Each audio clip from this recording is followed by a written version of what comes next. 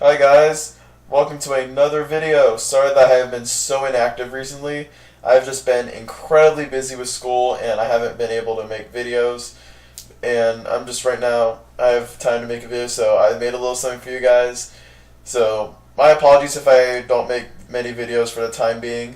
By the time summer hits, in like a month, I'll be able to make more and more videos and I'll be able to upload more content. But for right now, I won't be posting very much, just like what's been going on recently. But right now, I am back now, so I'm going to be talking about the top 10 fastest attractions at Walt Disney World. If you wonder what the 10 fastest rides are at Walt Disney World, then you're in luck for this video. So today I'll be counting down these rides based off of speed. Walt Disney World is a resort in Orlando, Florida that many tourists go to, and they always ask, what's the fastest ride? Well, you are now about to find out, and let's get started. So, taking the honorable mention, we need to have an honorable mention real quick. We have the monorail, which is not an official attraction at Walt Disney World, but it's in Walt Disney World, and it's like a transportation system. But it does take you to a maximum speed of 40 miles per hour. So you can actually take this on the way to the Magic Kingdom or Epcot. So it's kind of a staple here at Walt Disney World. But without further ado, let's get started. So taking the number 10 spot is going to Space Mountain.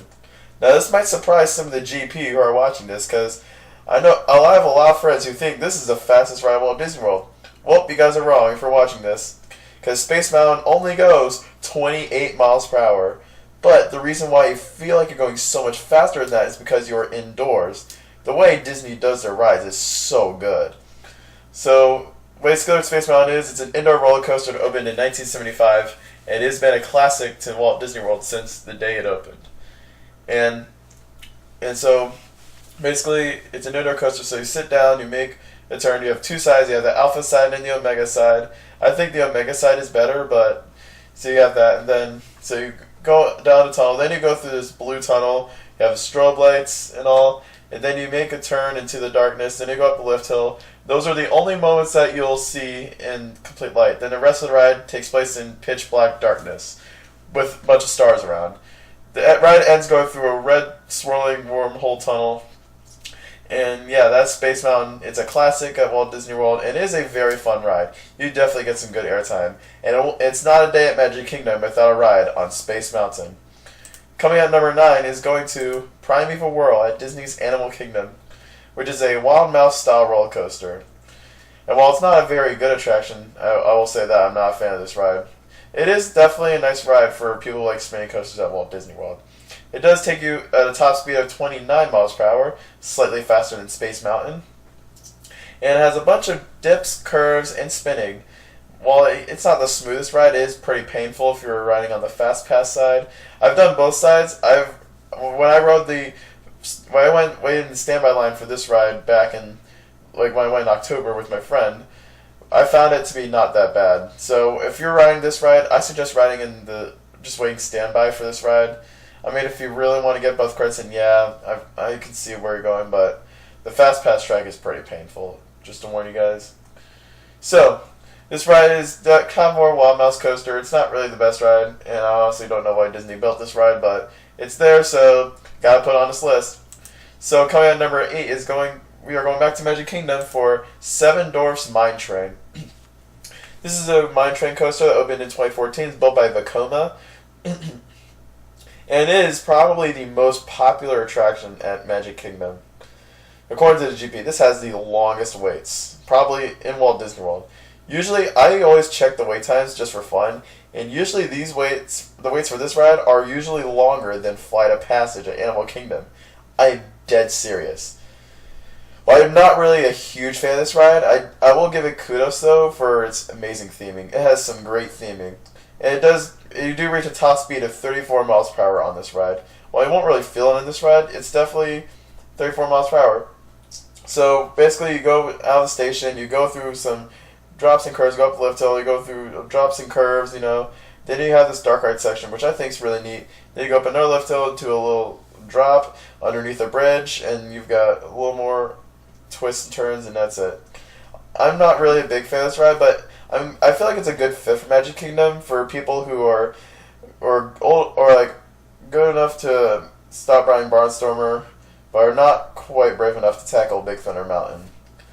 So, coming at number 7 is actually, we were saying at Magic Kingdom, and ironically, number 7 is going to Big Thunder Mountain Railroad, which is another mine train built at Magic Kingdom. This opened in 1980, and it is a true classic, like Space Mountain. This ride does have a lot of good airtime. Well, the airtime might not be as strong as some of the other coasters out there, because it is more of a family coaster, first off. Thunder Mountain is still a great ride for families. And it's definitely by far my favorite mine train I've done. This ride definitely takes you through a bunch of rock work, caverns, water, smoke effects. It definitely takes you through even a little wilderness town. All that while you're going at a top speed of 35 miles per hour. And you definitely feel that speed on this coaster. And it is a very fun attraction. I definitely have a soft spot for this coaster because this was actually the first major coaster that I ever rode back when I was like 3 years old. Yes, I remember that. And yeah, Thunder Mountain is definitely a true staple here at Magic Kingdom. Coming at the number 6 spot, we are going over to Disney's Hollywood Studios for the Twilight Zone Tower of Terror. Probably the scariest ride in all of Walt Disney World, according to everyone. The GP are terrified of this thing. Now, I've ridden some pretty scary rides. I will say, if you're an enthusiast, this thing's really nothing for you. It's really not scary. But, I mean, I don't know. I'm just an enthusiast. This ride never scares me, really. But anyhow, this ride, what really scares the GP is that the fact that you wear a seatbelt. Only a seatbelt keeps you in on this ride, which is really awesome. Beginning to ride, so the ride setting is this abandoned hotel, and you go inside, and of course there's a bit of a thunderstorm that occurred. You guys get the whole storyline. I mean, it's Disney for goodness sake, so you probably already know what the whole storyline is. But what I really like about Tower of Terror is how it's very well executed, and it definitely has some great drops in it too. And it does reach a top speed of 39 miles per hour, which is achieved while you're going down those drops. And plus, at the top of that building, which is which you're 13 stories high. Yes, I said that. You actually get a really good view of Hollywood Studios. While the building is almost 20 stories high, the actual ride itself is only 13. But Tower of Terror is nothing less than an amazing thrill ride that everyone will enjoy. Whether you're from Grandpa Susie to... I don't know. I'm not theme park crazy. I don't know. I'm not Peter from Theme Park Crazy. I don't know. I can't make those analogies. I don't know. But yeah. But anyhow, Twilight Zone Tower of Terror is an absolutely awesome attraction, and I definitely recommend it for everyone. Coming at number 5, we're going to go back to Magic Kingdom for Splash Mountain. Who's ready for a zippity-doo-dah-day? Because we are about to have one on this amazing water ride attraction. Splash Mountain opened in 1991, and it has been a very popular attraction to Magic Kingdom. Probably the most popular ride in Magic Kingdom. Possibly most popular ride in Walt Disney World, excluding Avatar Flight Passage. Or Star Wars Land, for that matter. But this ride is really cool. Well, I will say, in my opinion, I think it's kind of overrated. I think Splash Mountain is an absolutely fun attraction. Yes, don't get mad at me, Disney fans. Yes, I said it's overrated. Don't get mad at me, okay? I'm sorry. It's just my opinion. I know it's unpopular, but don't get mad at me. But anyhow, this ride is a true classic. Everyone really likes this ride, and I like this ride. For me, my favorite part about this ride is definitely that big drop at the end. I really like that 50-foot drop, and you reach a top speed of 40 miles per hour during that drop, which is really awesome. And plus inside that building, you get a ton of awesome music, some awesome animatronics, and you go down a couple of drops in there, and it's just a really awesome experience. The way that this ride is executed is just flawless, and that's why I really like this attraction. And it's definitely not a day at Magic Kingdom without Splash Mountain. Coming at number 4, we're going to travel back to Disney's Hollywood Studios for the newest ride on this list, which is Slinky Dog Dash, which is a Mack Rides family-style launch coaster that opened in 2018, and this attraction is really fun. I've only done this coaster once. Even though I'm not a Disney pass holder, I rarely go to Disney nowadays. I actually got to ride this coaster back in October, and I gotta say, it was a really good ride. I mean, it's definitely better than Seven Dwarfs in my opinion. But anyhow, getting back to this ride, this ride is not the most themed. Yes, it's themed, of course, it's Disney. how can it be not be themed? I don't know. But yeah, Slinky Dog Dash is a really cool ride for everyone, in my opinion. So first up, you got this first launch, which is really fun. You've got a little bit of a twist, like, I don't know how to describe that thing. So then afterwards, you go through a small airtime hill to a helix, then a couple of airtime hills, another turn, and then what I like then is how you stop, you kind of back up, and then you go through a 40-mile-per-hour launch, which is, I think, was really cool. Then you go through a little hill, which I'd say was probably the most disappointing part of the ride because you literally get no airtime. Then go through a bunch of humps, and then a couple more turns into the station. It's kind of a shorter ride. I think it's a really fun ride to experience, and it's definitely a good attraction at Hollywood Studios. I think it's a good fit for Disney in general. I mean, yeah, it's definitely better than some of these rides. Like, I prefer it over Thunder Mountain, which I know might shock some people. So yeah, Slinky Dog Dash is a good ride in my opinion. It's definitely a good attraction to go to when you're at Hollywood Studios, if the line's not too long. Alright, coming at number 3, we're going to go over to Disney's Animal Kingdom once again for Expedition Everest, Legend of the Forbidden Mountain, which is a Vekoma mine train style roller coaster that opened on April 7th of 2006, and it is probably the best roller coaster at Walt Disney World. My personal favorite attraction at Walt Disney World, for that matter. I think it's just an absolutely fun attraction. Literally, the way that it just immerses you is just incredible. Like, from the queue line to the ride itself, plus that mountain, like I've said it before and I'll say it again, that mountain is just gargantuan. And literally, like, it's got everything from an awesome lift hill to an amazing backward section, which is surprisingly intense, especially in the back row. It's got awesome, even from an animatronic, which doesn't work, unfortunately.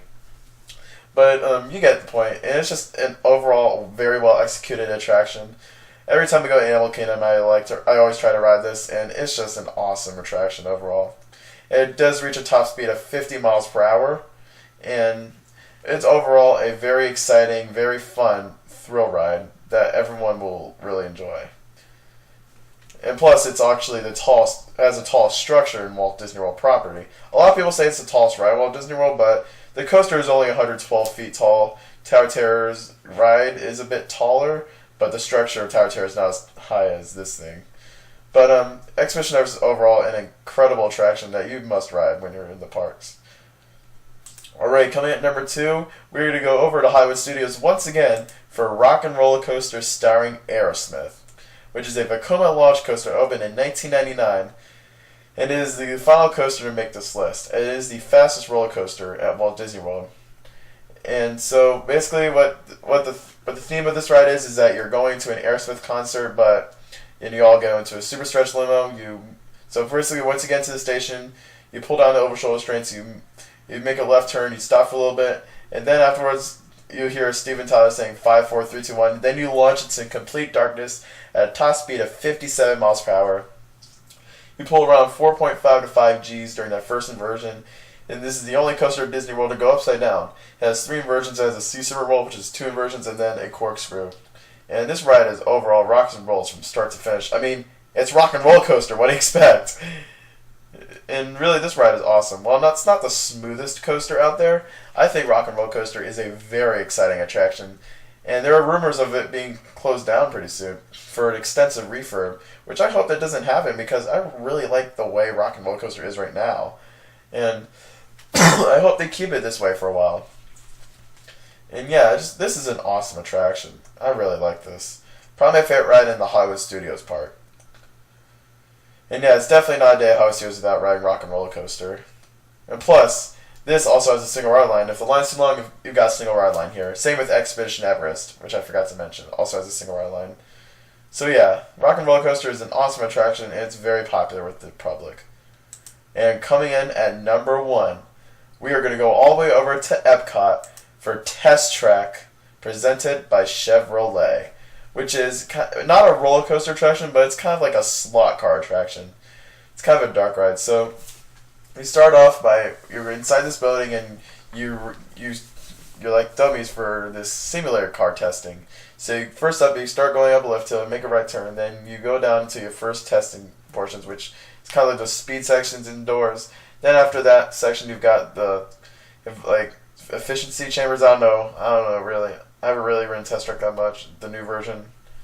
I don't know. I prefer the old version. I'm kind of upset that the old version's gone. But anyhow, then afterwards you got the responsiveness test, which you have those turns, and then afterwards you've got the speed section, which is outdoors. And at this point, you reach a top speed of 65 miles per hour, which is crazy for a Disney ride. And from what I've heard, it is actually the fastest ride Disney has ever built, including from all of its parks. And from this, California, Shanghai, Tokyo, Hong Kong, Paris, it is the fastest Disney ride ever built. And it definitely achieves that name because you feel like you're going 65 miles per hour, and you'll definitely hit that floor speed limit when you're on the attraction.